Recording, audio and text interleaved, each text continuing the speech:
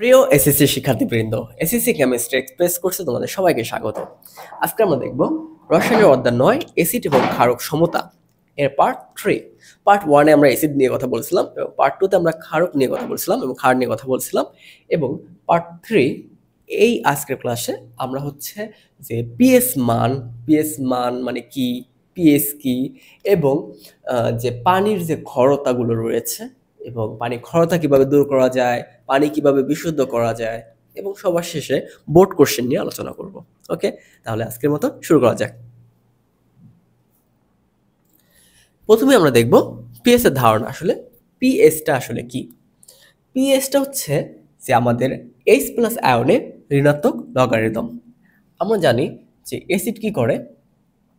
Acid হচ্ছে, মনে করো যে HCl, হ্যাঁ, অ্যাসিডটা কি করে, পানিতে হচ্ছে H+ আয়ন দান করে। এখন যে অ্যাসিড যত বেশি H+ আয়ন দান করবে, তত বেশি ওইটা অ্যাসিডীয়। বুঝা গেছে? তার মানে কোন একটা যৌগে মানে কোন একটা দ্রবণে H+ আয়নের ঘনমাত্রা যত বেশি, ওইটা তত বেশি অ্যাসিডীয়। এখন গাঢ় অ্যাসিডগুলো সাধারণত বেশি H+ আয়ন দান করে। তার মানে গাঢ় অ্যাসিডের পিএস মানটা না, H+ আয়নের ঘনমাত্রা বেশি থাকবে। তো গাঢ় অ্যাসিডের H+ আয়নের ঘনমাত্রা কি থাকবে? বেশি থাকবে। তো H+ আয়নের ঘনমাত্রা আমরা কিভাবে প্রকাশ করি? H+ আয়নটা এটা ঘনমাত্রা আমরা এভাবে প্রকাশ করি। ওকে, তো এটা তো অ্যাসিডের ক্ষেত্রে, হ্যাঁ, অ্যাসিডের ক্ষেত্রে এটা হয়ে থাকে। তো ক্ষারের ক্ষেত্রে কি হয়? ক্ষারের ক্ষেত্রে যেমন আমরা যদি সোডিয়াম হাইড্রোক্সাইড নিই, এই সোডিয়াম হাইড্রোক্সাইড কি করবে? এখানে OH- আয়ন দান করবে, তাই না? OH- আয়ন দান করবে। তার মানে যে OH- আয়নের যে ঘনমাত্রা আছে এটা হবে POS, এটার মতো, হ্যাঁ। তাহলে যে দ্রবণে OH- আয়নের ঘনমাত্রা বেশি থাকবে ওইটাও তত বেশি ক্ষারীয়। এটা হচ্ছে অ্যাসিড বা ক্ষার। তো আমরা একটা নিয়ে আলোচনা করলে আরেকটা অটোমেটিক পেয়ে যাব। বোঝা গেছে? তো সবার প্রথমে আমরা পিএস নিয়ে আলোচনা করি, পিএইচটা নিয়ে আলোচনা করি। হ্যাঁ, ওএসটা আমরা আলোচনা করা লাগবে না, কারণ পিএস পেলে পিওএস আমরা অটোমেটিক বের করে ফেলতে পারবো। এখন দেখো, এই পিএইচটা হচ্ছে যে হাইড্রোজেন প্লাস আয়নের মানে H+ আয়নের ঘনমাত্রাটা আমরা পাবো একটা দ্রবণে, তার ঋণাত্মক লগারিদম করব। আচ্ছা দেখো, যে আমাদের পানিতে যে বিশুদ্ধ পানি রয়েছে, এই যে বিশুদ্ধ,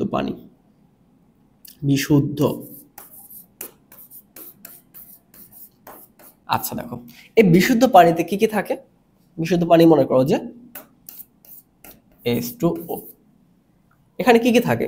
পানি থাকলে আমাদের H+ ও থাকে, OH- ও থাকে, রাইট? H+ ও থাকে, OH- ও থাকে।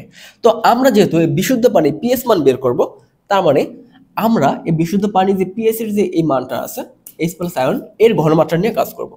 তো বিশুদ্ধ পানির ভিতরে আমরা দেখব যে 1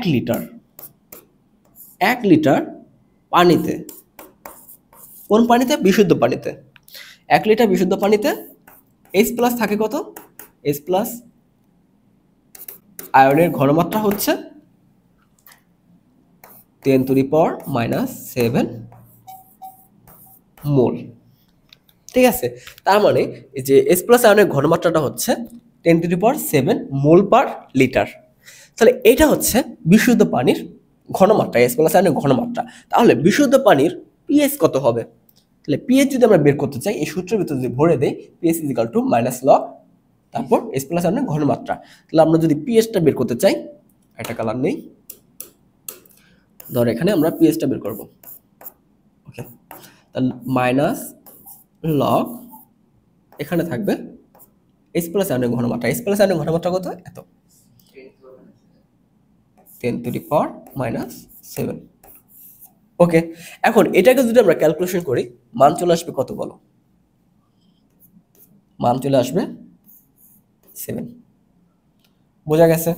তাহলে পানির পিএইচ মান হচ্ছে 7। এর থেকে আমরা বুঝতে পারি যে এই যে এইচটা মানে পিএইচটা হচ্ছে 7, তাহলে পিওএস কত এটা কিন্তু আমরা বের করতে পারবো। কারণ এই যে রেঞ্জটা আছে, এই রেঞ্জটা থাকে তোমার 0 থেকে 14 পর্যন্ত। এখানে আছে 7, তাই 0 থেকে 14 পর্যন্ত হচ্ছে এই পিএস এর রেঞ্জ। এর বেশি বা কম হইতে পারবে না, 0 নিচে হইতে পারবে না, আবার 14 এর বেশিও হইতে পারবে না। তাহলে দেখো পিএইচ এটার মান যদি হয় 7, তাহলে পিওএস এর মান কত হবে? ইয়েস, পিওএস এর মান হবে, আমরা যদি 14 থেকে লিখি পিওএস ইকুয়াল টু হবে এই 14 থেকে যদি আমরা 7 বিয়োগ করে দিই কত বের হয়? 7। তার মানে আমরা দেখতে পাচ্ছি, আমরা এটা থেকে দেখতে পাচ্ছি পিএইচ এর মান 7, পিওএস এর মান 7। তার মানে পানির ক্ষেত্রে অ্যাসিডও যতটুকু, ক্ষারও ততটুকু। বোঝা গেছে? দুইটা সমান সমান। এর জন্য কি হয়? বিশুদ্ধ পানি নিরপেক্ষ, নিরপেক্ষ। এরা অ্যাসিডও না, ক্ষারও না। বোঝা গেছে? এখন এই যে বিশুদ্ধ পানিটা আছে, এর পিএইচ মান কত? 7। আমি যদি কি করি, ওকে আর নিরপেক্ষ থাকতে দিব না, ওকে বিশুদ্ধ রাখতে দিব না। কারণ আমরা কি করি, আমরা তো বিশুদ্ধ কিছু পাই না, সবকিছু ভেজাল দিয়ে দিই, তাই না? তো আমরা এটার ভিতর একটু কন্টামিনেটেড করব। কিসে কন্টামিনেট করব? ধরো আমরা অ্যাসিড দিয়ে দেই, বা দূষণ করবো আর কি। মনে করো এটার ভিতর আমরা কিছু অ্যাসিড দিয়ে দেবো বিশুদ্ধ পানির ভিতর, তখন কি হবে? মনে করো আমরা কিছু HCl দিয়ে দিলাম, অল্প কিছু HCl দিয়ে দিলাম, তখন কি হবে? HCl যখন দেব, এখানে কি আসতেছে? আলটিমেটলি H+ আয়নটা আসতেছে। তাহলে H+ আয়নের ঘনমাত্রা কিন্তু কি বাড়তেছে। H+ আয়নের ঘনমাত্রা বাড়লে কি হবে? H+ আয়নের ঘনমাত্রা বাড়লে এই পিএইচ এর মানটা কমতে থাকবে। কেন কমে? কারণ এটা ঋণাত্মক লগারিদম, এইভাবে কমতেছে। এখন দেখো এই যে পিএইচ এর মান ওর আছে কত? 7।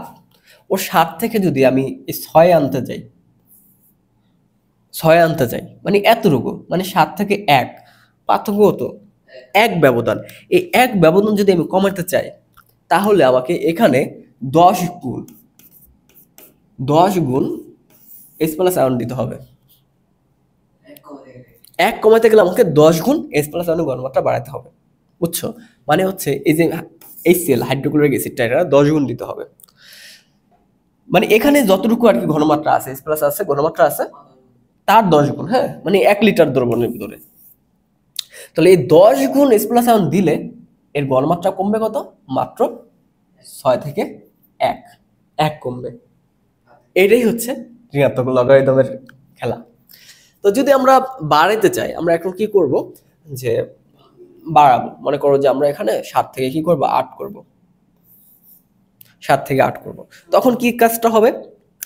তো এই ক্ষেত্রে আমাদের কি করতে হবে? এখানে তো আমরা অ্যাসিড দিলে কাজ হবে না, দিতে হবে কি? বেস।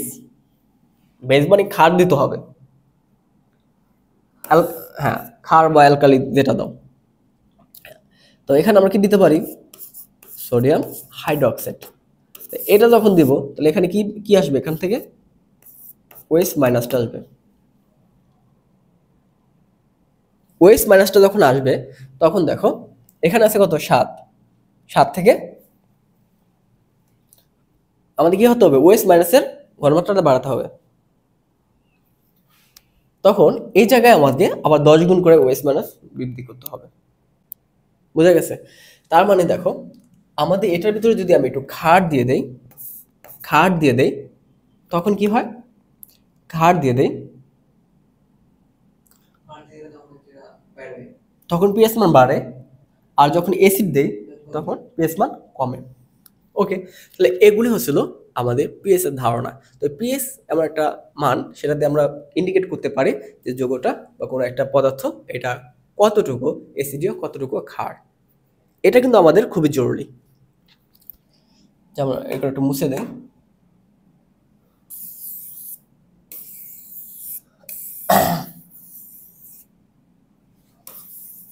আচ্ছা দেখো,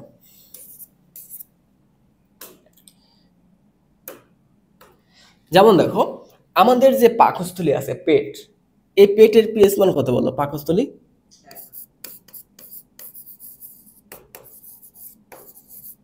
পাকস্থলীর ভিতর পিএইচ মান হচ্ছে 1। এই 1 মানে বুঝতে পারছো কত ডেঞ্জারাস? এই পিএইচ মান যত কমবে, 5, 6, 3, 2, 1, এই পিএইচ মান যত কমবে তত কি অ্যাসিডিও। পিএইচ মান যত কমবে অ্যাসিড তত বাড়বে। দেখো সাথে হচ্ছে নিরপেক্ষ, হ্যাঁ সাথে হচ্ছে নিরপেক্ষ, এই জায়গায় সাথে নিরপেক্ষ। আবার এদিকে হচ্ছে ক্ষার, ক্ষার বাড়বে, ক্ষার।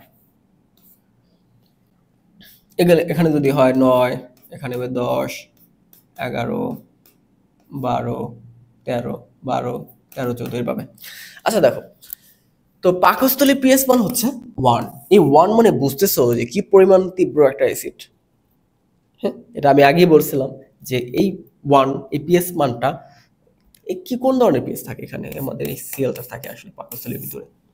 তাহলে এই এসিএল এর মানটা হচ্ছে 1। তাহলে এত তীব্র একটা অ্যাসিড যেটা আমাদের পাকস্থলীর ভিতরে আছে, আমাদের খাবার হজম করতে সাহায্য করতেছে। ঠিক আছে, আমাদের গ্যাস্ট্রিক হয় না মাঝে মাঝে, অনিয়ন্ত্রিত এস প্লাস এসিএল এসে আমাদের গ্যাস্ট্রিকটা হয় আসলে, গলা টলা জলে। তো এই অ্যাসিডকে যখন আমাদের নিয়ন্ত্রণ করতে হয় এসিএলটাকে, তখন আমরা আবার খাই, গ্যাস্ট্রিক ওষুধ খাই। ঠিক আছে। আচ্ছা দেখো, অ্যালুমিনিয়াম হাইড্রোক্সাইড বা ক্যালসিয়াম হাইড্রোক্সাইডের ইয়াগুলো খাই, ওগুলো থাকে mainly aluminium hydroxide, calcium hydroxide. এখানে এই ধরনের বিক্রিয়াগুলো ঘটে। HCl এটার সাথে আমাদের ধরো এই ধরনের ম্যাগনেসিয়াম হাইড্রোক্সাইড, এগুলো ঘটে আমাদের এখানে লবণ পানি উৎপন্ন করে। এই ধরনের বিক্রিয়া টিক্রিয়া হয়, ওইগুলো প্রশমিত করে। আমাদের আরো ঘটে, ধরো HCl থাকলো, এটার সাথে আমাদের অ্যালুমিনিয়াম টেরাক্সাইড, এগুলো বিক্রিয়া করে আমাদের এখানে অ্যালুমিনিয়াম ট্রাইক্লোরাইড তৈরি করে, প্লাস হচ্ছে পানি তৈরি করে। মানে একটা প্রশমন বিক্রিয়া ঘটে আমাদের পেটের ভিতরে, এই কাজগুলো ঘটে আর কি যখন আমরা ইয়া খাই, গ্যাস্ট্রিক ওষুধ খাই। গ্যাস্ট্রিক ওষুধ ভিতর মেনলি এই যৌগগুলো থাকে। এটা নিয়ন্ত্রণ করে কাকে? এই HCl-কে। যখন বেশি মাত্রা পড়ে যায় তখন আমাদের এই অ্যালুমিনিয়াম ট্রাইঅক্সাইড বা ম্যাগনেসিয়াম ট্রাইঅক্সাইড এই ধরনের ক্ষারীয় কিছু খাবার টাবার মানে ওষুধ খেতে হয়। তো এজন্য হচ্ছে আমাদের খাবার টাবার একটু মেনটেন করা দরকার। যেমন অ্যাসিড, এই যে HCl, এটা কিন্তু সবসময় পেটের ভিতর পড়ে না, হ্যাঁ নির্দিষ্ট একটা টাইম মতো ও কিন্তু এখানে পড়ে। তো যখন HCl-টা এখানে আসে, ওর একটা টাইম থাকে। যেমন আমরা খাবার খাবো, প্রতিদিন আমরা দুপুরবেলা খাবার খাই, হ্যাঁ তো দুপুরবেলা খাবার খাওয়ার একটু পরে এটা পড়ে। তো এটা কি হয় যে একদিন হঠাৎ করে আমরা দুপুরবেলা খাবারটা খাইলাম না, খাবার খেলাম কখন? সন্ধ্যাবেলা। তখন ও তো আর বুঝতেছে না যে খাবার আসছে না আসছে, ওর মনে হচ্ছে যে এখন আমার আসার টাইম হয়েছে, মানে এসিডটা আসার টাইম হয়েছে, আমি এসে যাই। তো পেটের ভিতরে এসে কি হলো, খালি পেটে পড়লো। তখন কি হচ্ছে, ও আসছে খাবারকে হজম করতে, কিন্তু পেটের ভিতর তো খাবার নাই। তখনই আমাদের পেটে অ্যাসিডিটির সমস্যা হয়, পেটে জ্বালা পড়া করে। আচ্ছা আমাদের দেখো, এপিএস এর ধারণাটা সম্পর্কে তো আমাদের ক্লিয়ার কনসেপ্ট হলো না। তো আরো কিছু পিএস আছে যেটা আমাদের গুরুত্বপূর্ণ, যেমন রক্ত। আচ্ছা এই রক্তের পিএস মান কত?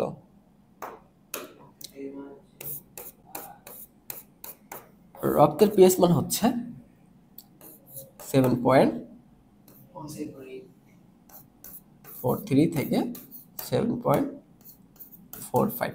এই যে এই মানটা, এই মানটা হচ্ছে রক্তের পিএস মান। তাহলে এটা থেকে আমরা বলতে পারবো যে রক্ত কি অ্যাসিডীয় না ক্ষারীয়? রক্ত কিঞ্চিত ক্ষারীয়, মানে মানে 7 তো হচ্ছে একটা নিরপেক্ষ, তাই না? এবং 7 থেকে সামান্য একটু পাশে, মানে সামান্য একটু অ্যাসিডীয় রক্তটা, সরি ক্ষারীয়, রক্তটা সামান্য একটু ক্ষারীয়। তো এই ক্ষারীয় কতটুকু ক্ষারীয়, কত রেঞ্জের ভিতরে? 4.3 থেকে 4.5। এটা কিন্তু খুবই গুরুত্বপূর্ণ। আমাদের রক্তে কোনোভাবে যদি এই 7.43 থেকে 7.45 এর থেকে যদি একটু আপ ডাউন হয়, মনে করো যে আমি বেশি বাড়ায় দিলাম না, আমি যদি +5 বাড়ায় দিলাম, 0.5 বাড়ায় দিলাম, বেশি না, তাহলে কিন্তু আমাদের জীবন শেষ। রক্তের পিএইচ মান যদি এতটুকু বেড়ে যায় তাহলেও আমাদের জীবন শেষ। ঠিক আছে। তাহলে আমাদের রক্তের পিএইচ মানটা কিভাবে কন্ট্রোল হয়? যেমন আমাদের খাবার টাবার যাই খাই এগুলো কোথায় যায়? রক্তে তো যায়, তাই না? যেমন আমরা যদি তেঁতুল খাই, তেঁতুল খাই না, আমরা লেবু খাই, এই তেঁতুল লেবু এগুলো যখন খাবো, ঠিক আছে, লেবু লেবু খাচ্ছি, লেবুগুলো থাকে তো,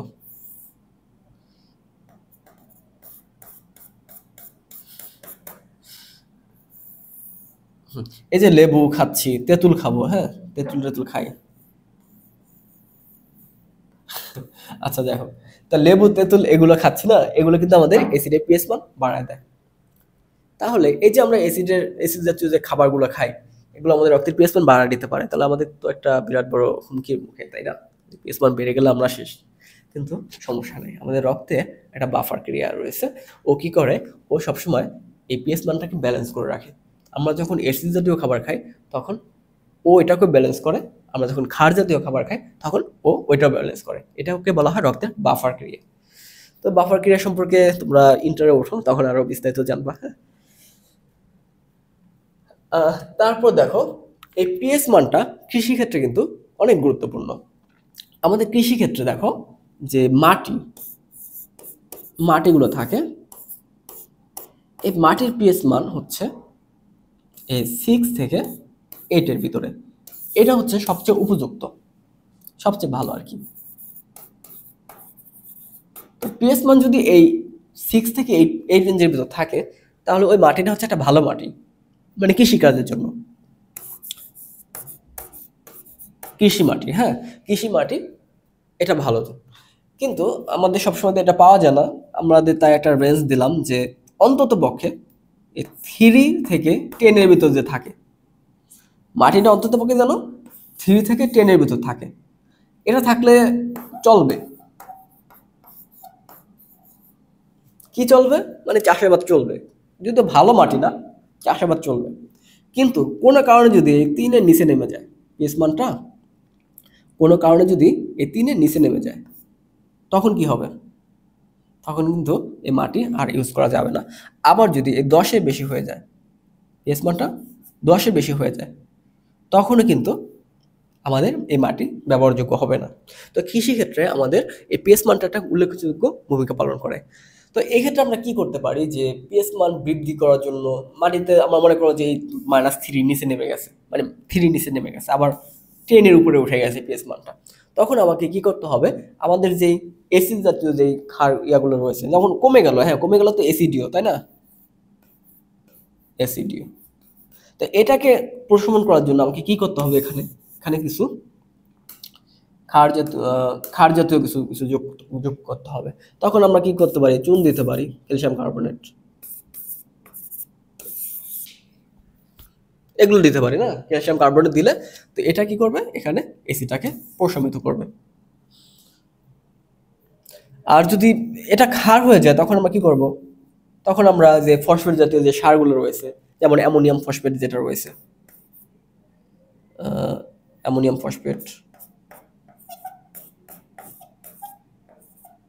তো এইগুলো যখন রয়েছে, অ্যামোনিয়াম ফসফেট থাকে, তারপর আরো কিছু ফসফেট জাতীয় যে সারগুলো রয়েছে, এই সারগুলো যখন দেব, তখন হচ্ছে এরাও অ্যাসিডের যে 10টা মানে পিএস মানে যদি বেড়ে গেছে, যেটা ক্ষারীয়টা, ওইটাকে প্রশমিত করবে অ্যাসিডটা। তো এগুলো হচ্ছে আমাদের কৃষিক্ষেত্রে জানা খুবই জরুরি। আমাদের দেখো আরো কিছু পিএস মান থাকে আমাদের ত্বকে।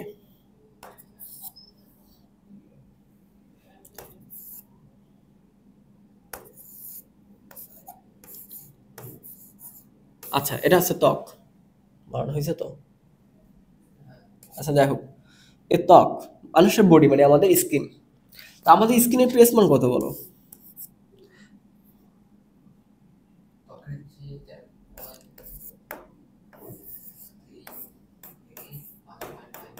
হুম, এটা হচ্ছে আমাদের ত্বকের পিএস মান।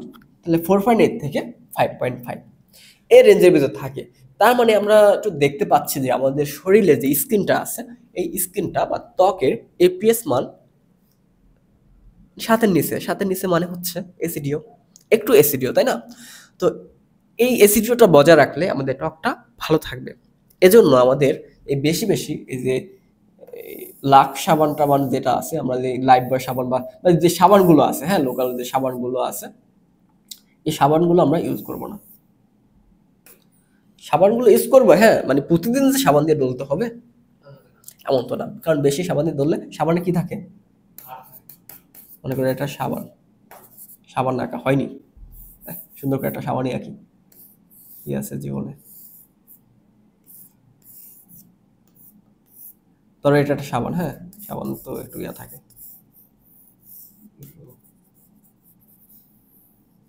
কি সাবান হতে পারে এটা, না কোনো সাবান না, এটা হচ্ছে সাধারণ সাবান,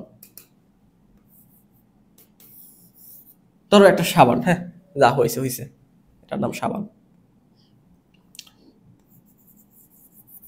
আচ্ছা এখন এই সাবান টাবান দিয়ে বেশি দৌড়াদৌড়ি করা যাবে না, কারণ হচ্ছে আমাদের পিএস মান গিয়ে দেবে, কারণ সাবানে কি থাকে, ক্ষার থাকে, সাবানে থাকে ক্ষার।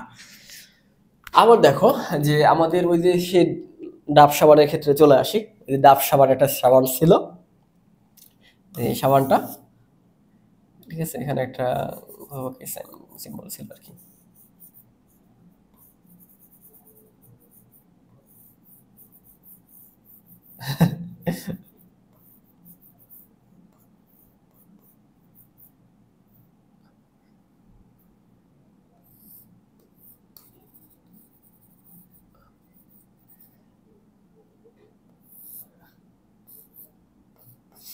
আচ্ছা দেখো এরকম একটা ডাব সাবান ছিল,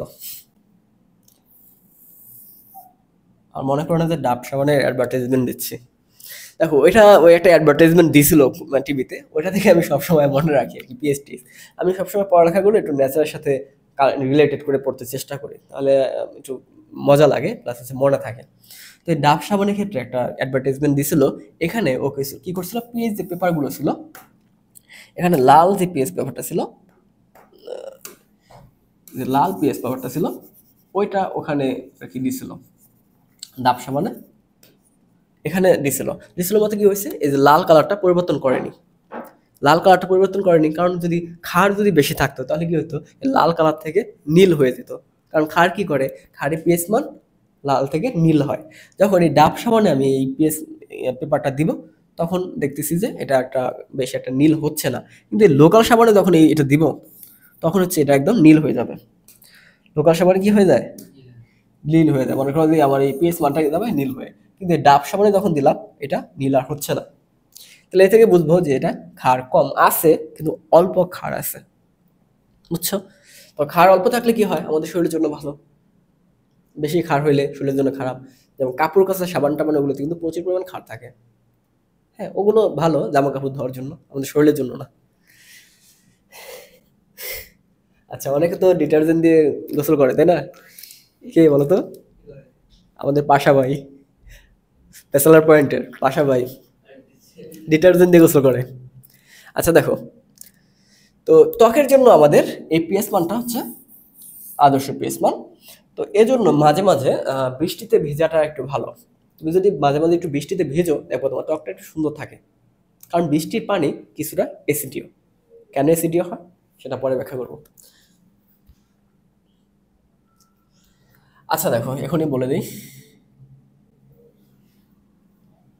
বৃষ্টির পানিতে কি হয়, এই রে।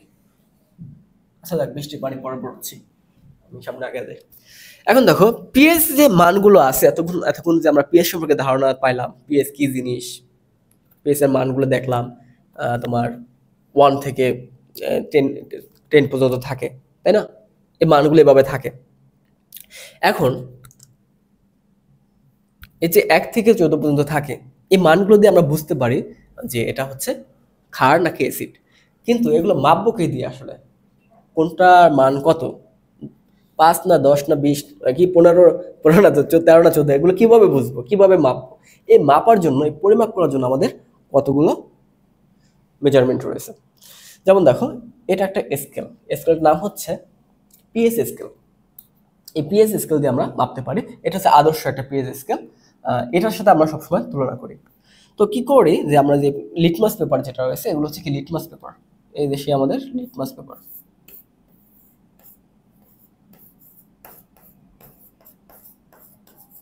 আচ্ছা, এই যে লিটমাস পেপার, এই লিটমাস পেপার দিয়ে আমরা সাধারণত এই পিএইচটাকে আইডেন্টিফাই করে থাকি। দেখো এই লিটমাস পেপার কি করি, ওই যে সাবানে দিছিলাম মতো নীল হয়ে গেছিল, এরকম। তো এই লিটমাস পেপার যদি আমরা একটা যৌগতে দেই, তখন কি হবে, ওইটা ওইটা কালার শো করবে। সে সবসময় যে নীল হবে তাই না, একটু কম হইতে পারে বা একটু বেশি হইতে পারে। এটা ধরবে হচ্ছে কোনটা কত বেশি ক্ষার, কোনটা কত বেশি অ্যাসিড, তার উপরে। যদি বেশি ক্ষার হয় তাহলে বেশি নীল হয়ে যাবে, যদি অল্প ক্ষার হয় তাহলে অল্প নীল হবে। আবার অ্যাসিডের ক্ষেত্রে নীল লিটমাস কালার করে, নীল একটা পেপার দিলাম, ওইটা কি হবে, যে যদি বেশি অ্যাসিড হয় তাহলে বেশি লাল টকটকে করে ফেলবে, মানে কমলা কালার করে ফেলবে, মানে এরকম কালার, কমলা কালার চলে আসবে। আর যদি একটু কম হয় তখন একটু হলুদের দিকে আসবে, একটু হলুদের দিকে আসবে। আর নিরপেক্ষ হয়ে গেলে এই কালারটা আসবে। এরপর বাড়তে থাকবে, মানে এই ধরনের কালার চলে আসবে। তো আমরা মনে করো যে একটা যৌগ নেব বা একটা দ্রবণ নিব, হ্যাঁ, একটা পাত্রের ভিতর দ্রবণ নিলাম।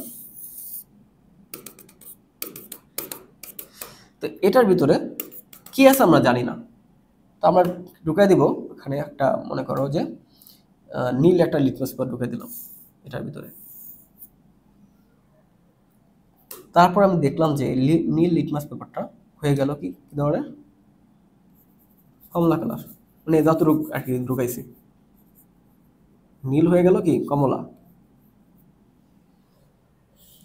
বাজে লাগছে না, নীল হয়ে গেল কমলা। তাহলে এই থেকে আমরা বুঝতে পারবো কি এটা অ্যাসিডও, এতটুকু বুঝতে পারবো, কিন্তু কতটুকু অ্যাসিডিও, তাহলে এটার সাথে আমরা তুলনা করতে হবে।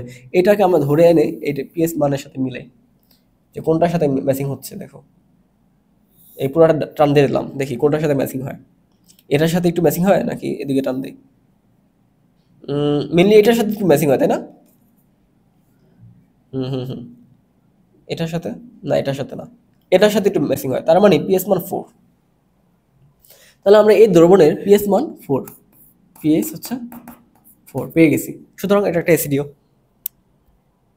ওকে, আবার আরেকটা আমি পাত্র নেই,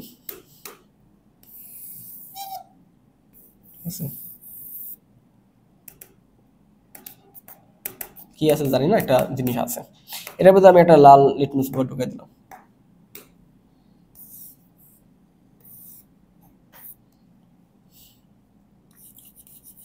তো লাল লিটমাস পেপার ঢুকাই দিলাম, তো এটা এই লাল লিটমাস পেপারটা হয়ে গেল, মনে করো যে নীল হয়ে যাচ্ছে না,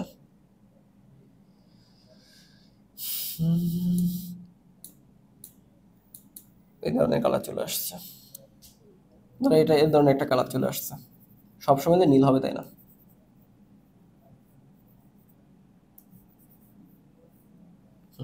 এই ধরনের একটা কালার চলে আসছে। তো এখন এই কালারটা কোনটার সাথে ম্যাচিং হয় একটু দেখি। এটার সাথে একটু একটু মিলে, তবে এটার সাথে একটু বেশি ম্যাচিং হয় তাই না। তার মানে এটার পিএস মান হচ্ছে 9। এটার পিএস মান কত, 9। সুতরাং এটা একটা ক্ষারীয়।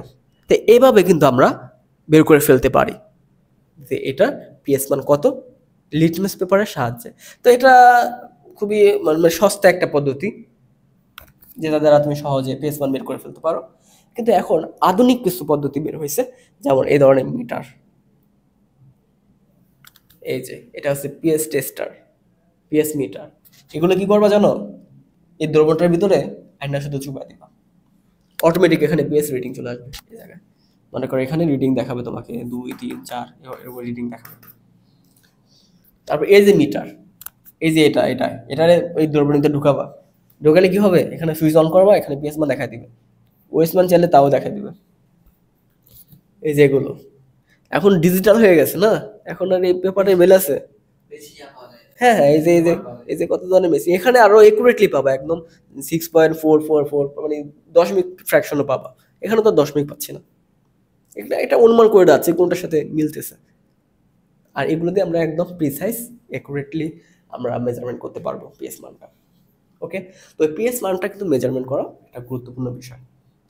আর আমাদের কতটুকু পিএস লাগবে, কতটুকু বাড়াতে হবে কমাতে হবে, এটা সবচেয়ে বেশি দরকার যারা কেমিস্ট, কেমিস্টরা এই কাজটা বেশি করে যখন আমাদের প্রসাধনী আছে, যেমন কসমেটিকের, মেয়েদের ক্ষেত্রে বেশি দরকার, মেয়েদের বিভিন্ন কসমেটিক বানায়, ফেয়ার লাভলি টেবলি থেকে শুরু করে যে ধরনের যেই সোনু পাউডার আছে না, ওগুলোতে কিন্তু এই পিএস মানগুলো খুব কড়াভাবে করতে হয়, ম্যানেজমেন্ট করতে হয়, যাতে যে ত্বকের ক্ষতি না হয়। কতটুকু পিএস মান দরকার, কতটুকু দরকার না, ওই মাপ মতো কিন্তু আমাদের দ্রবণটা তৈরি করতে হয়। ওদের এই পিএস মিটার টিটার এগুলো খুবই দরকার। আচ্ছা, পিএস পরিমাপ সম্পর্কে জানলাম। এবার আমরা দেখব যে পানির ক্ষরতা নিয়ে। তো পানির ক্ষরতা বা হার্ডনেস অফ ওয়াটার, এটার মানে কি? এটার মানে হচ্ছে, দেখো আমাদের পানি তো আমরা জানি কি থাকে, পানিতে আমরা সাধারণত জানি দেখো পানিতে কি থাকে, H2O, এটা হচ্ছে পানি। কিন্তু পানিতে কি শুধু H2O মানে হচ্ছে হাইড্রোজেন আর অক্সিজেনই থাকবে? এমন তো কথা না। পানিতে শুধু হাইড্রোজেন আর অক্সিজেন নাই, এইটার ভিতরে অনেক কিছু মিক্স আকারে থাকে। এটার ভিতরে অনেক কিছু মিক্স আকারে থাকে। কি কি মিক্স আকারে থাকে? অনেক কেমিক্যাল মিক্স আকারে থাকে। এখানে তোমার ক্যালসিয়াম থাকে, ম্যাগনেসিয়াম থাকে, তারপর থাকে তোমার যে ক্লোরিন থাকে, সালফেট থাকে, সোডিয়াম পটাশিয়াম থেকে শুরু করে অনেক কিছু থাকে পানির ভিতরে, অনেক কিছু থাকে। এই যে পানির ভিতরে এত কিছু যে থাকে, মানে মেইনলি পানি তো হচ্ছে এটা H2, এটা থাকার কথা, হাইড্রোজেন আর অক্সিজেন থাকার কথা। কিন্তু আমরা আরো দেখতে পাচ্ছি কি, এই যে অনেকগুলো জিনিসপত্র থাকতেছে পানির ভিতরে, এগুলো থাকলে তাও ভালো পানি, কিন্তু আরো তো অনেক কিছু থাকে, সীসা থেকে পারদ থেকে শুরু করে অসংখ্য জিনিসপত্র থাকে পানির ভিতরে। এই যে এই জিনিসগুলো থাকে, এই কেমিক্যালগুলো থাকে, এগুলি হচ্ছে হার্ডনেস। এখন এগুলো কি পরিমাণ থাকে এটা আমাদের নির্ণয় করতে হয়। তো এটা আমরা বের করতে পারি কিভাবে? এই হার্ডনেস দিয়ে। যদি হার্ডনেসের মান বেশি হয় তাহলে আমরা বুঝবো যে এগুলোর পরিমাণ বেশি আছে। যদি হার্ডনেস কম হয় তাহলে আমরা বুঝবো এগুলোর পরিমাণ কম আছে। হার্ডনেস বলতে এটা তো ইংলিশ টার্ম, তোমরা ক্ষরতা বুঝবা আর কি, ক্ষরতা, হ্যাঁ, পানির ক্ষরতা। তো পানির ক্ষরতা বলতে যে এগুলোকে বোঝায় যে পানির ভিতরে এগুলো কি পরিমাণ আছে। এগুলো হচ্ছে এরকম থাকে, যেমন লেখার তো জায়গা নেই, 1 লিটারের ভিতর কত মিলিগ্রাম এই সমস্ত জিনিস আছে। এই হার্ডনেস বা ক্ষরতা এটা মেইনলি তোমার এই দুইটা দ্বারা প্রকাশ করা হয়। এই যে এই দুইটা দ্বারা, ক্যালসিয়াম আর ম্যাগনেসিয়াম, এই দুইটার দ্বারাই মেইনলি হার্ডনেসটা প্রমাণ করা হয়, কারণ এই দুইটাই বেশি প্রমিনেন্ট, মানে বেশি পরিমাণ থাকে পানির ভিতরে। তো এটার পরিমাণ নির্ণয় করেই আমরা হার্ডনেসটা বের করতে পারি, মানে ক্ষরতাটা বের করতে পারি পানির। ওগুলো আমাদের বেশি একটা থাকে না, ওগুলো নিয়ে আমাদের চিন্তাও নেই। তো আমরা দেখবো যে এই ম্যাগনেসিয়াম না, মেইনলি হচ্ছে ক্যালসিয়ামটা, হ্যাঁ, এটাই আমরা আর কি মেইনলি বের করি। তো ক্যালসিয়ামটা তো পানির ভিতরে থাকে না, এটা তো ক্যালসিয়াম 2+ আয়ন আকারে থাকে। কোথায় লিখবো? আচ্ছা দেখো, এই ক্যালসিয়ামটা থাকে কি 2+ আয়ন আকারে, হ্যাঁ। তো ও কি করে, ও আবার এখান থেকে এই কার্বনের যে আয়নটা থাকে 2- আয়ন, এটার সাথে যুক্ত হয়ে এই ক্যালসিয়াম সিও আকারে থাকে, ক্যালসিয়াম কার্বনেট আকারে থাকে, এভাবে থাকে। আচ্ছা যাই হোক, তো আমরা হার্ডনেস বলতে বুঝবো কি, যে পানির ভিতরে এই হাইড্রোজেন এবং অক্সিজেন ছাড়াও যে ক্যালসিয়াম, ম্যাগনেসিয়াম, যে অন্যান্য যে কেমিক্যালগুলো আছে, এগুলো কি পরিমাণ আছে, এটা হচ্ছে ক্ষরতা। ওকে, এই ক্ষরতা থাকলে সমস্যা, মানে মেনলি ক্যালসিয়াম এবং ম্যাগনেসিয়াম এগুলো থাকলে সমস্যা, বা ক্যালসিয়াম থাকলে সবচেয়ে বেশি সমস্যা। তো রাজশাহীর যে লোকাল জায়গাগুলো আছে এখানে এই ক্ষরতাটা একটু বেশি থাকে, যেমন ক্যালসিয়াম ম্যাগনেসিয়াম একটু বেশি থাকে। এগুলো থাকলে সমস্যা কি? এগুলো থাকলে সমস্যা হচ্ছে সাবানের ফেনা হয় না। যতক্ষণ পর্যন্ত পানিতে এই ক্যালসিয়াম এবং ম্যাগনেসিয়াম থাকবে ততক্ষণ পর্যন্ত ফেনা হবে না। তো সাবান দিয়ে দলতে দলতে দলতে দলতে এক পর্যায়ে যখন এই ক্যালসিয়াম ম্যাগনেসিয়াম এটা বের হয়ে যাবে তখনই ফেনা উৎপন্ন হবে। ঠিক আছে, যেমন ঢাকার পানিগুলো, ওগুলোতে একটু ক্ষরতা কম থাকে, ওখানে দেখবো অল্প একটু সাবান নিলেও অনেক ফেনা হয়। আর রাজশাহীর দিকে যদি যাও তখন দেখবা যে অনেক সাবান দিচ্ছ, ফেনা কম হচ্ছে। আবার দেখবা পানি কিন্তু একটু ওজন বেশি। মানে আমার কাছে মনে হয় যেটা রাজশাহীর পানিগুলো একটু ওয়েট বেশি মনে হয় এবং ঢাকার পানিগুলো একটু হালকা মনে হয়। ঠিক আছে, এক মগ পানি আমি রাজশাহী নিলাম যতটুকু ওয়েট, ঢাকাতে ঠিক এক মগ পানি নিলাম তার সাথে কম ওয়েট। গোসল করার সময় দেখি যে রাজশাহীর পানি এক মগ দিলাম মনে হচ্ছে অনেক ভারী পানি নামতেছে, আর ঢাকাতে পানি যখন গোসল করবো দেখতেছি পানি গায়ে লাগতেছে না। রাজশাহী থেকে যখন ঢাকা যাওয়া হয় তখন মনে হয় যে আমি গোসল করি আমার গায়ে পানি পড়তেছে না, মানে এত পাতলা লাগে পানিটা, হালকা লাগে। আচ্ছা, তো রাজশাহীর দিকে পানিতে দেখবা যে প্রচুর পরিমাণ ইয়া থাকে, এই যে পানিতে তলানিতে জমা পড়ে থাকে। হ্যাঁ, দেখবা যে তোমাদের বোতল বা বোতলে করে যে পানি খাও দেখবে এক সপ্তাহের ভিতরে পুরো বোতল কালো কালো হয়ে যাচ্ছে। হ্যাঁ, এগুলো হচ্ছে ক্যালসিয়াম ম্যাগনেসিয়াম এগুলো দিয়ে আটকা হচ্ছে এখানে। তো এই জিনিসগুলো রাজশাহীর পানিতে অধিক বেশি থাকে। ঠিক আছে, এগুলো হচ্ছে হার্ডনেস। এখন দেখো এই ক্ষরতা দুই প্রকার থাকে, একটা হচ্ছে স্থায়ী অস্থায়ী ক্ষরতা, একটা হচ্ছে স্থায়ী ক্ষরতা। তো অস্থায়ী ক্ষরতা কি থাকে, সবগুলোর ভিতরে ক্যালসিয়াম ম্যাগনেসিয়াম থাকে মেনলি। দেখো পানিতে ক্যালসিয়াম ও ম্যাগনেসিয়াম আয়রন প্রভৃতি ধাতুর বাইকার্বনেট লবণ দ্রবীভূত থাকলে যে ক্ষরতা সৃষ্টি হয় সেটা হচ্ছে অস্থায়ী ক্ষরতা।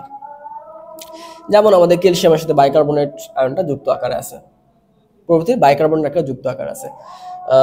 আচ্ছা আচ্ছা, দেখো যে ক্ষরতা সৃষ্টি হয়, আচ্ছা এটা একটু বিক্রিয়াটা অসম্পূর্ণ রয়েছে, এটা একটা বিক্রিয়া। হ্যাঁ, ওকে, এবার ঠিক আছে।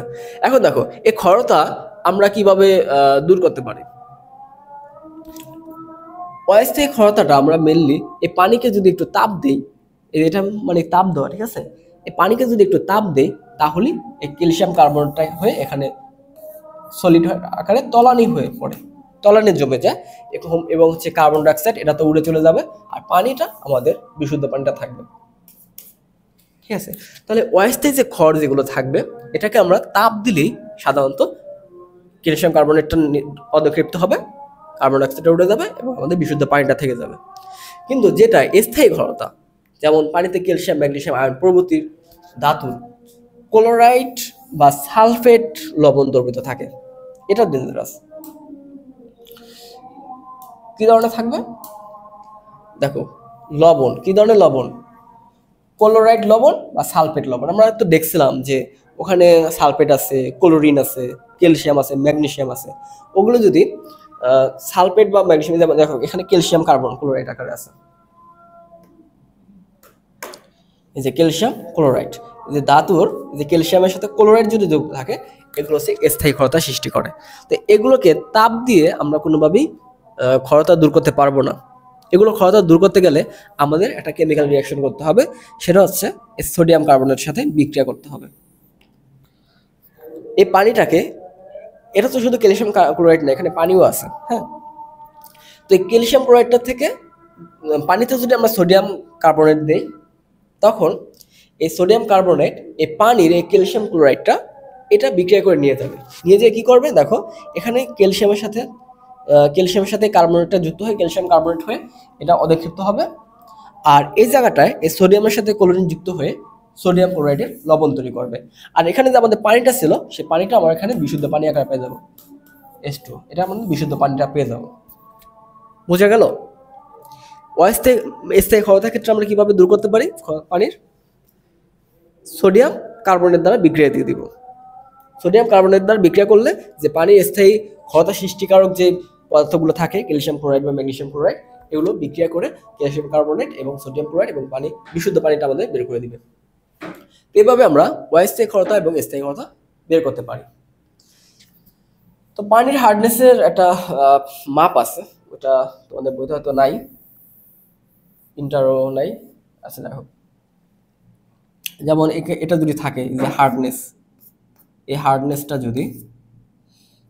যদি আমাদের 0 থেকে 60-এর ভিতর থাকে এটা হচ্ছে ভালো পানি, মানে কি মৃদু হার্ডনেস। এই হার্ডনেসের মানটা যদি এই 60 থেকে 120 থাকে তাহলে হচ্ছে কি মডারেট মানে হচ্ছে মধ্যম। আর এই হার্ডনেসটা যদি 120 থেকে 180 থাকে তাহলে কি হচ্ছে তীব্র।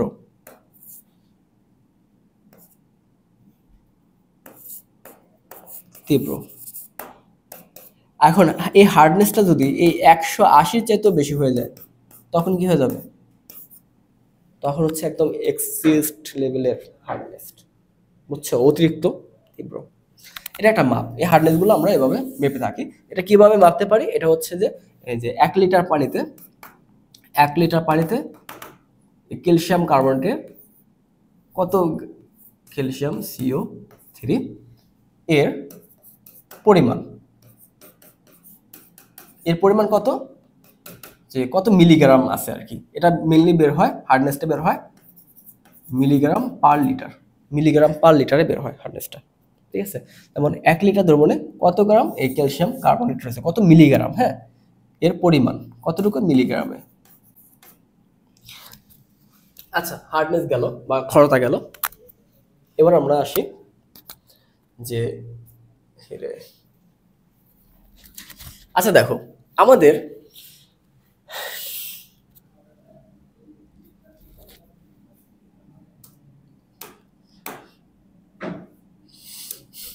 আচ্ছা এগুলো মুছে নেই, হ্যাঁ, কি অবস্থা। আচ্ছা, টপিকের সাথে মিল নেই আর কি।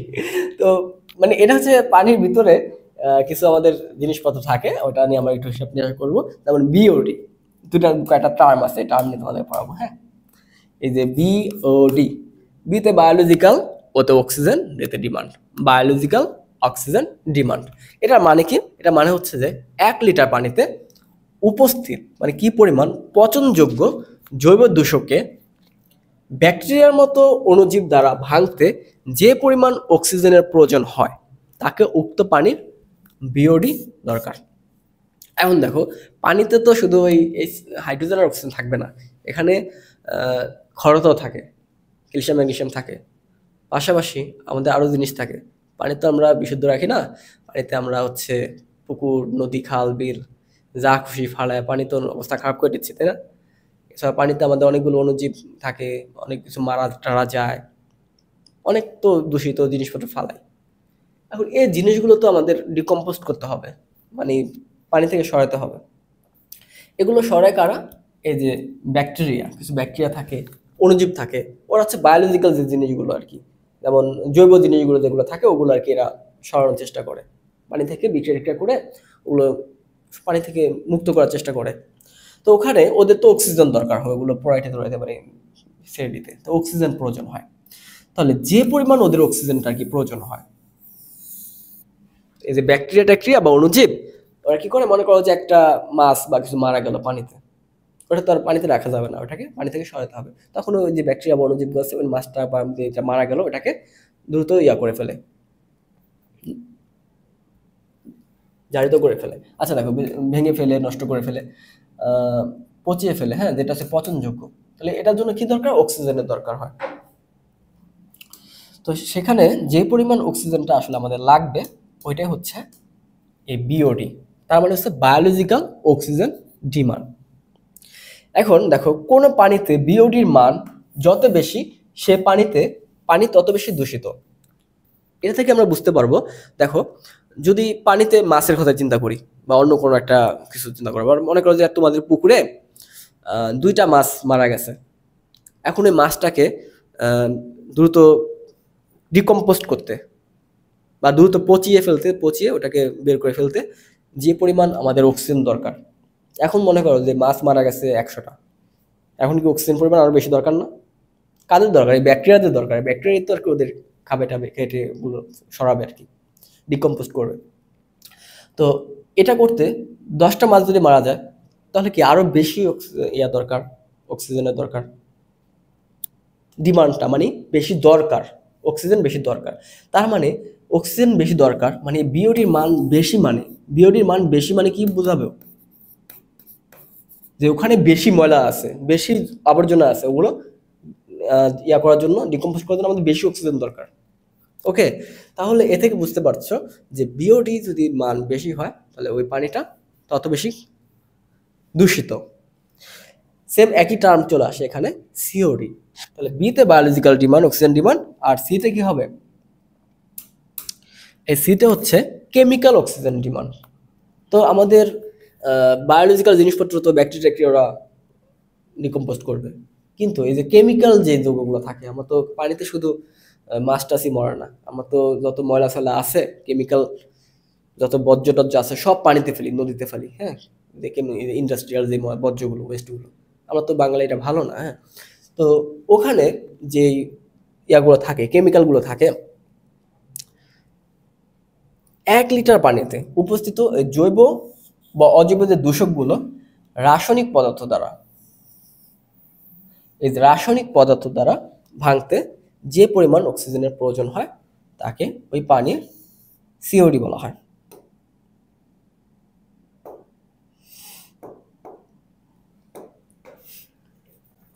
দেখো, পানিতে জৈব থাকতে পারে, অজৈব থাকতে পারে, যে দূষকগুলো থাকে জৈব বা অজৈব। অজৈব মানে হচ্ছে যেগুলো মানে জীব থেকে তৈরি না,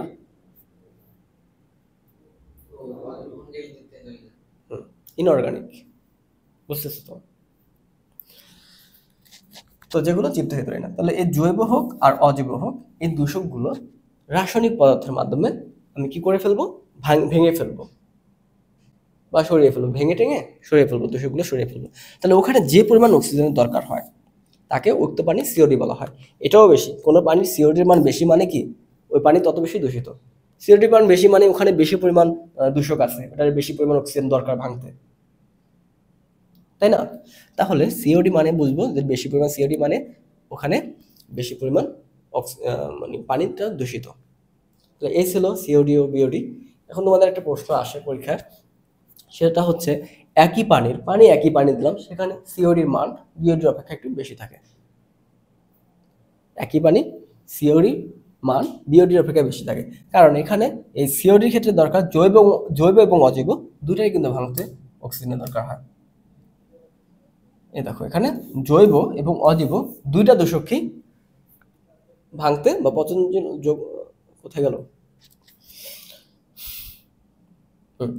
দূষককে ভাঙতে তাদের রাসায়নিকভাবে সম্পূর্ণ জারিত করতে যে পরিমাণ অক্সিজেন প্রয়োজন হয় তাকে উক্ত পানি সিওডি বলা হয়। সুতরাং একই পানির সিওডির মান বিওডির অপেক্ষা বেশি হয়। দুটা সংজ্ঞা দিছে আর কি, এই ধরনের প্রশ্ন আসলে দুটা সংজ্ঞা দিবে। বিওডি আসলে কি, যে কোনো পানিতে সিওডির মান বিওডির অপেক্ষা বেশি, কারণ পানিতে উপস্থিত শুধু জৈব বস্তুকে ভাঙতে প্রয়োজনীয় অক্সিজেনের পরিমাণ হচ্ছে বিওডি। এই কথাটা তোমাদের বললাম আর কি, শুধু জৈব আর কি, শুধু জৈবগুলো ভাঙতে পারবে, যেমন ব্যাকটেরিয়া বনজীবগুলো তো শুধু জৈব অণুগুলো ভাঙতে পারবে, জীব থেকে যেগুলো তৈরি। যেমন মাছের কথা চিন্তা করো, মাছ মারা গেল, কিন্তু সিওডি ক্ষেত্রে কি হয়, ও জৈবটাও তো ভাঙে, প্লাস হচ্ছে এই অজৈব যেটা এটাও ভাঙে। এজন্য স্বাভাবিকভাবে ওর অক্সিজেনের ডিমান্ড বেশি, যেহেতু দুইটাই ভাঙতেছে। এজন্য এখানে একই পানিতে সিওডির মান বিওডির অপেক্ষা বেশি হয়ে থাকে।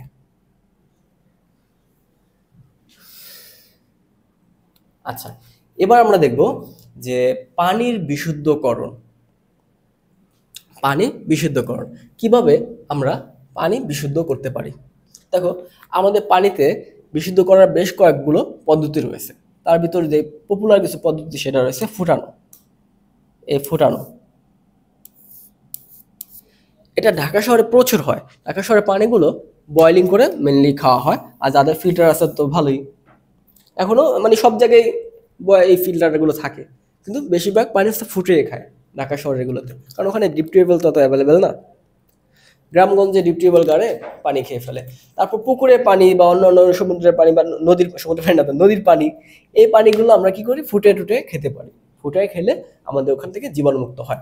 দেখো, পানিতে কমপক্ষে 15 থেকে 20 মিনিট ধরে যদি ফুটাই, তাহলে পানির যে জীবাণুগুলো আছে ওগুলো মারা যাবে। হ্যাঁ, তবে আরেকটা জিনিস সতর্ক থাকতে হয়, যে আর্সেনিক যুক্ত পানি, যে পানিতে আর্সেনিক আছে, সেই পানি ফুটালে তা আরও ক্ষতিকর। পানিতে আর্সেনিক ফুটালে কি হয়, আরো ক্ষতিকর, বুঝছো? তো আর্সেনিক যুক্ত পানি ফুটানো যাবে না। তো পানিতে আর্সেনিক থাকে, বললাম না, পানিতে শুধু অক্সিজেন না, হাইড্রোজেন না, আর্সেনিক অনেক কিছু থাকে, আর্সেনিকও থাকে। এই যে আর্সেনিক থাকে, আর্সেনিক কি পরিমাণ থাকতে পারে, তো বিশ্ব স্বাস্থ্য সংস্থা থেকে এই আর্সেনিকের একটা দিছে যে 0.01 মিলিগ্রাম পার লিটার। হার্ডনেস আমরা লিটারে প্রকাশ করি না, মিলিগ্রাম পার লিটার। তো এই আর্সেনিক থাকতে পারবে, এটা হচ্ছে বিশ্ব স্বাস্থ্য সংস্থা থেকে। কোথা থেকে? WHO, এই হুর তথ্য মতে আর্সেনিক 0.01 মিলিগ্রাম পার লিটার থাকতে পারবে, মানে 1 লিটারে 0.01 মিলিগ্রাম আর্সেনিক থাকলে ওটা তুমি খাইতে পারবা। এটা তোমার জন্য স্বাস্থ্যের জন্য ঠিকঠাক আছে, কিন্তু বাংলাদেশের জন্য কি জানো, এটা হচ্ছে সবার জন্য, বিশ্বের জন্য,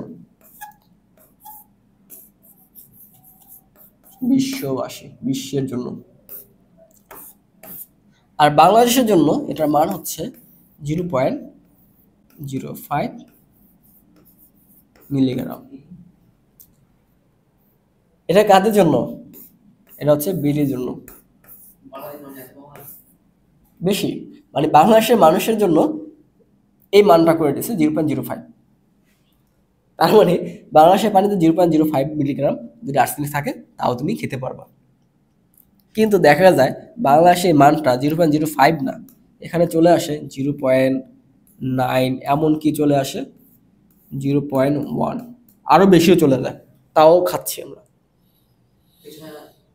বাঙালি তো হলে কি, আমরা তো সচেতন না তো, আমরা তো এই যে আর্সেনিক সব খেয়ে যায়, এখন তো আর সমস্যা হচ্ছে না, সমস্যা হবে বৃদ্ধ বয়সে, পরে আজ ধীরে ধীরে সমস্যাগুলো হয়। আমাদের রেজিস্ট্যান্স ক্ষমতা অনেক বেশি, কারণ আমরা বল নর্দমায় পড়লে 3টা টস দিয়ে বিশুদ্ধ করে তা দিয়ে আবার ক্রিকেট খেলি, আমাদের রেজিস্ট্যান্স পাওয়ার অনেক বেশি না। তাই পুরো বিশ্ববাসীর জন্য 0.01 মিলিগ্রাম পার লিটার, কিন্তু বাংলাদেশের জন্য হচ্ছে 0.05 মিলিগ্রাম পার লিটার আর্সেনিকের মাত্রা। কিন্তু বাংলাদেশের মানুষরা আরো বেশি পরিমাণ আর্সেনিক গ্রহণ করতে পারে, মানে গ্রহণ করে থাকে। কারণ আছে, কারণ বাংলাদেশের সব জায়গায় আর কি বিশুদ্ধ পানি পাওয়া যায় না। এই আর্সেনিকের পরিমাণ তোমার দেখা গেল যে ক্রমান্বয়ে বাড়তে থাকে। হ্যাঁ, যেমন দক্ষিণ অঞ্চলগুলো, তারপর সমুদ্র উপকূলবর্তী যে অঞ্চলগুলো থাকে, মেনলি দক্ষিণ অঞ্চলগুলো, হ্যাঁ, ওই জায়গাগুলোতে আর্সেনিকের পরিমাণ অনেক বেশি। তো ওরা যদি এই মান মাপতে যায় যে আমি এত মেপে মেপে খাবো, ওরা পানি খেতে পারবে না। তো এই যে বিষয়গুলো। এখন দেখো আরেকটা বিষয় আছে যে পানি বিশুদ্ধ করা, যেটা হচ্ছে ক্লোরিনেশন।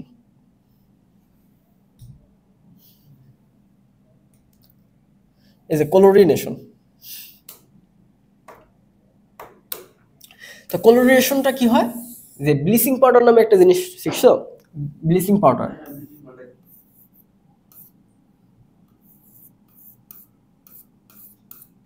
আচ্ছা, এই যে ব্লিচিং পাউডারটা রয়েছে, এই ব্লিচিং পাউডারটা যখন পানির সাথে বিক্রিয়া করা হয়, তখন এটা থেকে ব্লিচিং পাউডার থেকে বের হয় কি, ক্লোরিনটা বের হয়।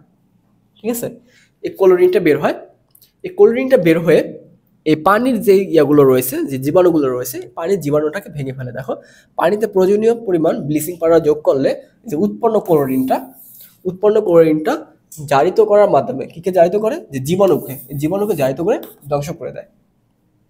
বুঝতে পারছো? তাই ক্লোরিনেশনের মাধ্যমে আমাদের এই পানিটাকে জীবাণুমুক্ত করতে পারি। তবে হ্যাঁ, এটা আমরা ক্লোরিনেশন করার পর পানিটা একটু সেকে খাওয়া ভালো, কারণ এটা তো ক্লোরিনেশন, এটা তো একটা কেমিক্যাল। তো সাথে সাথে যে ব্লিচিং পাউডার দিয়ে পানি খেয়ে ফেলবো না, ওটা আরো ক্ষতিকর হবে। ব্লিচিং পাউডার দিয়ে পানিটা আর কি বিশুদ্ধ করব, পরে ওটাকে সেকে অনেকক্ষণ রেখে তারপর খাবো। বুঝছো? এটা একটা, মানে ব্লিচিং পাউডার দিলে ওই পানিতে ঝাঁঝালো একটা গ্যাস আছে, এটা খাওয়ার অনুপযুক্ত। দেখো ফুটানো পানি বা বয়েলিং, এটা তো দেখলাম এতক্ষণ। আরো কিছু পদ্ধতি দেখি, যেমন থিতানো বিষয়টা সেরকম যে আমাদের ফিটকারিতে লিখছে, তাই না? ফিটকারি, পটাশিয়াম সালফেট, অ্যালুমিনিয়াম সালফেট, 24 পানি, এটা ফিটকারি সংকেত। মনে থাকবে ফিটকারি সংকেতটা, এই ফিটকারি সংকেতটা মনে রাখবা। এই যে ফিটকারি, এটা আমি এখানে সুন্দর করে লিখে দিই, পটাশিয়াম সালফেট, তারপর হচ্ছে অ্যালুমিনিয়াম সালফেট,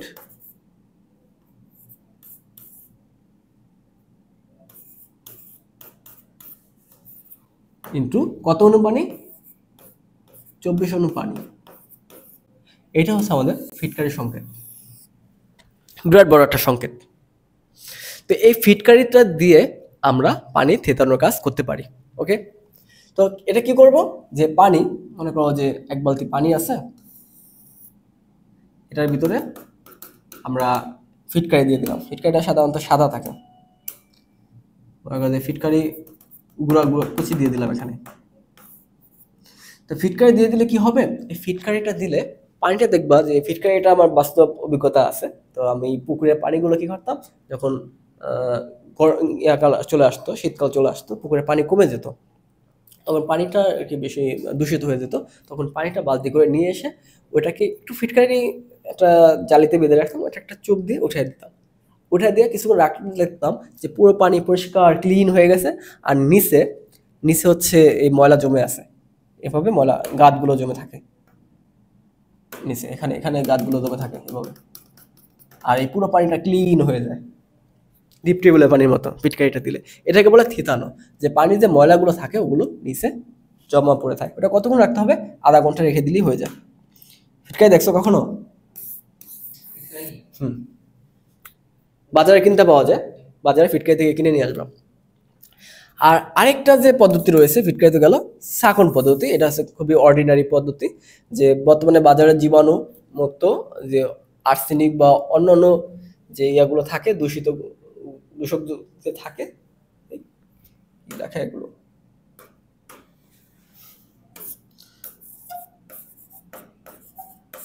যে দূষকগুলো থাকে ওগুলো দূর করার জন্য ফিল্টার পাওয়া যায়। তো বাজারে বিভিন্ন ধরনের ফিল্টার পাওয়া যায়, অনেকেই ফিল্টার লাগিয়ে নেয়, সেই ফিল্টারের সাহায্যে পানি সেকে তারপর হচ্ছে দূষণ মুক্ত করে। তো এভাবে হচ্ছে আমরা পানি বিশুদ্ধ করতে পারি। এখন দেখো, এই সবার লাস্টে তোমাদের এই চ্যাপ্টার দিয়ে বোর্ড কোশ্চেনে তেমন কোশ্চেন আসে না। তো আমি অনেক খুঁজে খুঁজে করে 2018 সালে এই কোশ্চেনটা নিয়ে আসলাম। মাঝে মাঝে কোশ্চেন চলে আসতে পারে, হ্যাঁ, সকল বোর্ডের এই কোশ্চেনটা আসছিল 2018 সালে, এটাই নিয়ে তোমাদের সাথে আলোচনা করব। তখন এখানে কি বলা আছে, অ্যাসিড বৃষ্টির পানি ভূপৃষ্ঠের উপর দিয়ে যাওয়ার সময় বিভিন্ন লবণ এতে দ্রবীভূত হয়। তো পানির বিশেষ বৈশিষ্ট্য যে ক্ষরতার সৃষ্টি হয়। বিষয় হচ্ছে পানিটা কিন্তু আসলে প্রথমে যখন থাকে বৃষ্টির পানিটা কিভাবে হয়, যে আমাদের সমুদ্রের পানিগুলো যেগুলো থাকে ওগুলো এভাপোরেট হয়ে আমাদের ক্লাউড সৃষ্টি হয়। এই যে সমুদ্রের পানিগুলো থাকে, এই সমুদ্রের পানিগুলো, হ্যাঁ, সমুদ্রের পানিগুলো কি হয়, এভাপোরেট হয়, মানে বাষ্পীভূত হয়ে এখানে মেঘ তৈরি করে।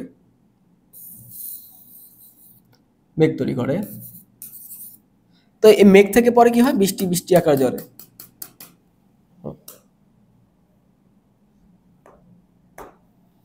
মনে করি এই যে মেঘ থেকে বৃষ্টি আকারে ঝরে পড়ে।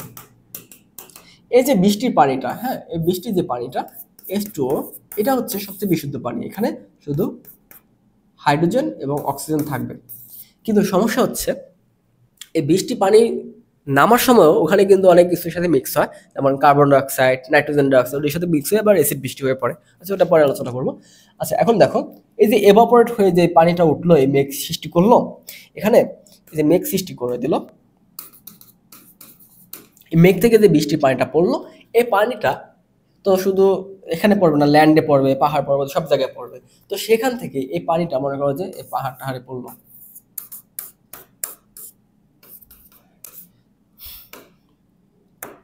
বৃষ্টির পানিটা এখানে পড়ে এটা কি হবে, এখানে প্রবাহিত হয়ে আসবে না, প্রবাহিত হয়ে আসবে, তখন আমাদের এই নদীর নালা যেখানে আসে, এই নদীর নালাতে এসে নদীতে এসে পড়তেছে। এই আসার সময় দেখো কত কিছু ঘটে এই জায়গায়। আসার সময় এই যে আমাদের ল্যান্ডটা, হ্যাঁ, এই ল্যান্ডের উপর দিয়ে তো আসে, ল্যান্ডে আমাদের অনেক লবণ থাকে, sodium, potassium, calcium, magnesium, chlorine অনেক কিছু নিয়ে আসে। এগুলো নিয়ে এই রিভারে চলে আসে। কোথায় চলে আসে, নদীতে। এই নদী থেকে চলে যায় আবার কোথায়, এই সমুদ্রে চলে যায়। কোশ্চেন তো অবস্থা বাজে করে দিচ্ছি। এই যে সমুদ্রে চলে যায়, সমুদ্রের তো তল ইয়ান দেখা যায় না, কিনারা দেওয়া যাবে না।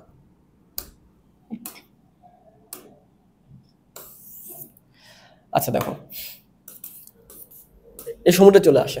তো এই যে বৃষ্টি হলো, এখানে মেঘ থেকে বৃষ্টি বাদল হয়ে সেই পানি পাহাড় পর্বত থেকে ল্যান্ড হয়ে বয়ে আসতেছে, আর সাথে এখান থেকে আমাদের সোডিয়াম, ক্লোরিন, ম্যাগনেসিয়াম,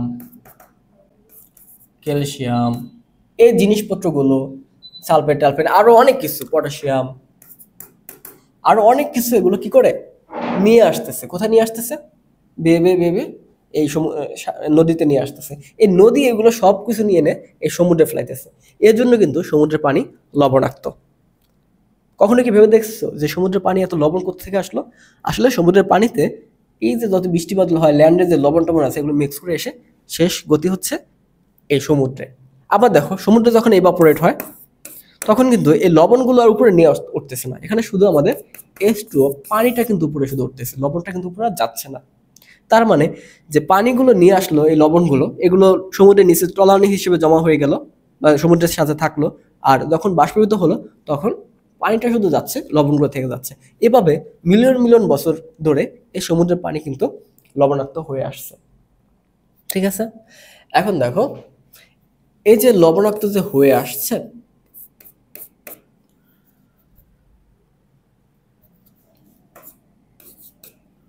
এখানে আমাদের কি করতে বলছে আসলে? বলছে যে এসিড বৃষ্টির পানি ভূপৃষ্ঠের উপর দিয়ে যাওয়ার সময় বিভিন্ন লবণ এতে দ্রবীভূত হয়। আচ্ছা, এই যে লবণ দ্রবীভূত হয় সেটা বুঝাইতে গেলে এতগুলো লিখছি। এবং পানির বিশেষ বৈশিষ্ট্য ক্ষরতা সৃষ্টি হয়, মানে এই যে পানির সাথে এগুলো মিক্স হয়, এগুলো মিক্স হয়ে ক্ষরতা সৃষ্টি হয়। আচ্ছা, এখন দেখি উদ্দীপক শেষ। পিএস কি? পিএস হচ্ছে, পিএস কি পড়ছিলাম না? পিএস হচ্ছে মাইনাস লগ এস প্লাস আয়নের ঘনমাত্রা। আর কখনো যদি বলে আবার পিওএস কি, তখন কি করবা? পিওএস কি তখন হচ্ছে মাইনাস লগ ওএস মাইনাস আয়নের ঘনমাত্রা। বাস, এগুলো হচ্ছে পিএস আর ওএস এর মান। এখন বলছে যে গড় পানিতে সাবান ফেনা তৈরি করে। আচ্ছা, খড় পানিতে, হ্যাঁ, আচ্ছা খড় পানি, হ্যাঁ। তো খড় পানিতে সাবানে ফেনা তৈরি করে না কেন? খড় পানিতে সাবানে ফেনা তৈরি করে না কেন বলতো? কারণ খড় পানির ভিতরে থাকে কি, এই যে ক্যালসিয়াম, ম্যাগনেসিয়াম, এগুলো এগুলো কি হয়, এগুলো সাবানের সাথে বিক্রিয়া করে, এগুলো সাবানের সাথে বিক্রিয়া করে, যার কারণে হচ্ছে ওই সাবানের যে ফেনা তৈরি হবে, সেটা ফেনা তৈরি করার আগে এগুলোর সাথে বিক্রিয়া করে সাবান শেষ হয়ে যায়। তার মানে কি, মানে সাবানের কার্যকারিতা হ্রাস পায়। তখন দেখবা যে বেশি খড় পানি হলে সাবান তো ঘষতেছো তো ঘষতেছো, ফেনা আর হচ্ছে না। হ্যাঁ, তখন যতক্ষণ না পর্যন্ত এই ক্যালসিয়াম ম্যাগনেসিয়াম শেষ না হবে ততক্ষণ পর্যন্ত আর কি তোমার ঘষতেই হবে। তারপর যখন এগুলো শেষ হয়ে যাবে তখন ফেনা তৈরি হওয়া শুরু করবে। তাহলে এটা হচ্ছে মেন কারণ খড় পানিতে ফেনা তৈরি না হওয়ার। তারপর দেখো যে উদ্দীপকে উল্লেখিত পানির বিশেষ বৈশিষ্ট্য কিভাবে সৃষ্টি হয় সমীকরণ সহ ব্যাখ্যা করো। আচ্ছা, বিশেষ বৈশিষ্ট্য কিভাবে হয়, এই যে খড় কিভাবে হয় তার সমীকরণের সাহায্যে ব্যাখ্যা করো। ও আচ্ছা, এটাই এতক্ষণ কিন্তু আমি দেখাইছি কিভাবে ক্যালসিয়াম ম্যাগনেসিয়াম এই জিনিসগুলো আসলে হচ্ছিল।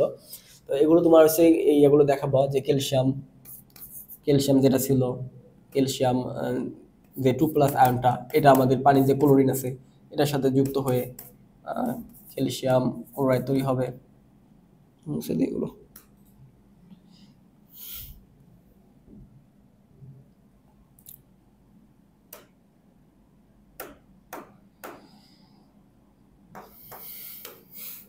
এই যে যেগুলো ছিল, হ্যাঁ, ক্যালসিয়াম 2+, এগুলো আমাদের এখানে আমাদের যে বাইকার্বনের সাথে যুক্ত হবে, বাইকার্বনের আয়নগুলোর সাথে যুক্ত হয়, যুক্ত হয়ে কি কি কি তৈরি হয়, যুক্ত হয়ে এখানে এরকম তৈরি হয় ক্যালসিয়াম, এগুলো তৈরি হয়। তারপর দেখো ক্যালসিয়ামের সাথে যে স্থায়ী ক্ষারতা যেটা তৈরি হয় ক্লোরিনের সাথে যুক্ত হয়ে ক্যালসিয়াম ক্লোরাইড তৈরি হয়। এই যে স্থায়ী, এটা হচ্ছে স্থায়ী ক্ষারতা তৈরি হয়, স্থায়ী, এটা হচ্ছে অস্থায়ী ক্ষারতা তৈরি হয়। এগুলো হচ্ছে তোমরা দেখা দিবা সুন্দর করে। আচ্ছা দেখো, লাস্ট আমরা বলি যে উদ্দীপকে উল্লেখিত বৃষ্টির কারণ ও ফলাফল বিশ্লেষণ করো। আচ্ছা, বৃষ্টির কারণ কোন বৃষ্টি? এসিড বৃষ্টি। আচ্ছা, এখন এই এসিড বৃষ্টি কেন হয়, এর কারণ কি? চলো এর কারণ খুঁজে বের করি। আবার মেঘটাকে আঁকাতে হবে।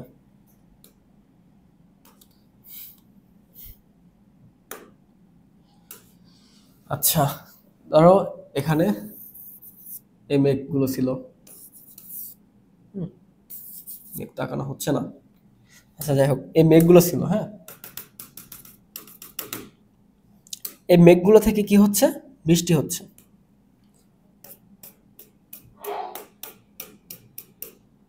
এই যে বৃষ্টি হচ্ছে, এই বৃষ্টির পানিটা তো পিওর কি ছিল, H2O ছিল, এর মধ্যে কোনো সন্দেহ নাই। কিন্তু আমাদের যে এনভায়রনমেন্ট, এই এনভায়রনমেন্টে আমাদের কি কি থাকে, কার্বন ডাইঅক্সাইড থাকে, নাইট্রোজেন ডাইঅক্সাইড থাকে, সালফার ডাইঅক্সাইড থাকে, এই জিনিসগুলো কিন্তু আমাদের এনভায়রনমেন্টে ঘুরতেছে। তো এগুলো যে থাকতেছে এনভায়রনমেন্টে, বৃষ্টি পানি কি এদের মাঝখান দিয়ে আসবে না, না এদেরকে রেখে আসবে? এদের মাঝখান দিয়ে যখন আসবে তখন এই বৃষ্টির পানিগুলো এদের সাথে বিক্রিয়া করবে, বিক্রিয়া করে এখান থেকে দেখো এই যে H2 এর সাথে বিক্রিয়া করতেছে, কার্বন ডাইঅক্সাইড উৎপন্ন হয়ে যাবে, carbonic acid HCO3, carbonic acid তৈরি হলো। তারপর দেখো, আচ্ছা আর কি কি তৈরি হচ্ছে,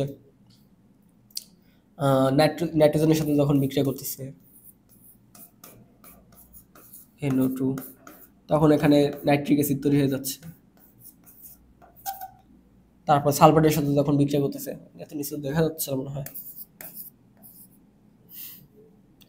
দেখো সালফারের সাথে এটা এটা এটা প্রথমে তোমাদের এটা থেকে সালফার ডাইঅক্সাইড থেকে সালফার ট্রাইঅক্সাইড প্রথমে হবে, তারপর এটার সাথে বিক্রিয়া করবে, সালফার ট্রাইঅক্সাইডের সাথে আবার যদি পানি বিক্রিয়া করলো, উৎপন্ন হয়ে গেল সালফারিক অ্যাসিড।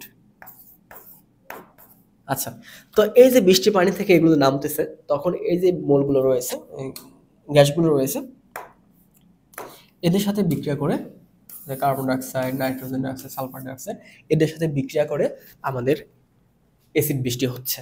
এখন এই অ্যাসিড বৃষ্টিগুলো সবসময় সব জায়গায় কি হয় না, সব জায়গায় কিন্তু অ্যাসিড বৃষ্টিগুলো হয় না।